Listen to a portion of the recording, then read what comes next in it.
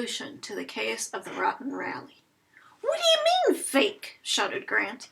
Look right here, said Peter, pointing to the bottom of the tickets.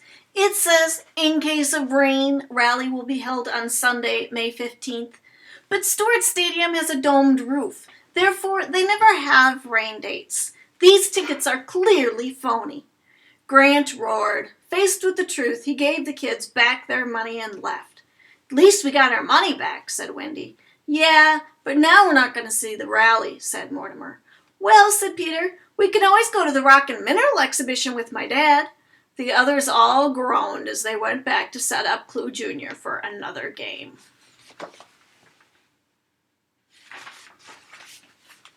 All right, today's is the case of the Thanksgiving turkey.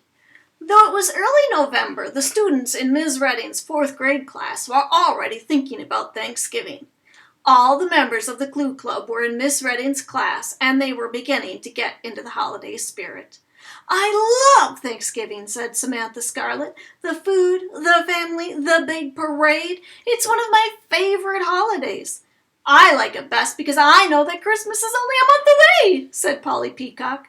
I like eating turkey and watching football, said Georgie Green. I like recalling the first Thanksgiving, said Peter Plum, thinking about the Pilgrims and the Native Americans sitting down at the same table, sharing turkey and corn. Well, that's very interesting that you should mention that, Peter, said Ms. Redding, because that leads us to our special Thanksgiving project. Nice going, Peter, whispered Mortimer Mustard. Now we've got to do a project. Class, please open your assignment books and listen very carefully. Ms. Redding continued, I want you to carefully take notes. The students in Ms. Redding's class opened their assignment notebooks and sat, ready to write. You are each going to write and illustrate a Thanksgiving story, the teacher began. How exciting, said Peter. In your own words and your own pictures, Ms. Redding explained. I want you to tell the story of the first Thanksgiving, the story of the Pilgrims and the Native Americans. I want you to pay special attention to what they wore, what they ate, what the Pilgrims' ships looked like, and what the Native Americans' village looked like. All of this information can be found in the books in the library. Moans and groans broke out around the classroom. Suddenly, Thanksgiving was not quite as popular as it had been a few minutes earlier. Ms. Redding went on. I'd like at least 10 pictures from each of you, colored in, to go along with your story. They've got to be neatly drawn, and the assignment has to be handed in on time. Write down the due date, November 12th. The students scribbled furiously in their notebooks and whispered to each other. When all the writing and murmuring ended, Ms. Redding went on with the day's lessons. The bell sounded at 3 o'clock. As the students filed from the classroom, the Clue Club members gathered in the schoolyard to talk about their latest assignment. How are we going to do 10 pictures and a story by November 12th? asked Samantha. It shouldn't be too tough, Samantha, replied Peter. A couple of days in the reference section of the library and you'll have all the information you need. Samantha just sighed. And the friends each headed home. Over the next few weeks, the students in Ms. Redding's class did their research, wrote their stories, and drew their pictures. Some, like Peter, used colored pencils and watercolors. Most, however, used crayons and markers. All agreed it was one of the toughest, but most interesting projects they had ever worked on. What connection does that bring up for you? Does it maybe make you think of Wax Museum? Finally, the big day arrived, November 12th. The day the project was due.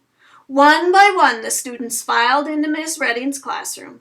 Each one placed his or her project proudly on the teacher's desk. Everyone except Samantha Scarlett. Samantha shuffled into the classroom nervously, tears streaming down her cheeks. Why, Samantha, what's the matter? asked Miss Redding. I can't believe it, Samantha wailed. I worked for weeks on that project. I went to the library, did my research, wrote my story, drew my pictures, colored them in, and now for this to happen on the day it's due. Oh, just calm down and tell me what happened, said Miss Redding. Samantha pulled a big book from her backpack. I took this book about Thanksgiving out of the library. I used it for my research. This morning I stuck my project into the book to protect it on my way to school. But now it's gone. It must have dropped out on the bus or on my way to the bus stop. Or, I don't know, it could have fallen out anywhere. Are you sure it isn't in your backpack? Or in another book? Asked the teacher. No, moaned Samantha. I know exactly where I put it. Between pages 11 and 12 of this big Thanksgiving book.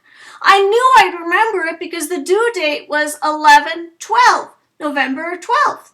That way, I'd make extra sure I'd know where it was, but now it's gone.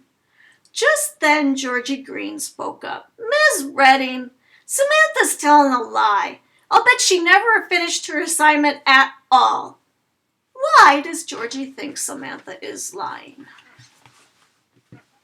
Find out tomorrow.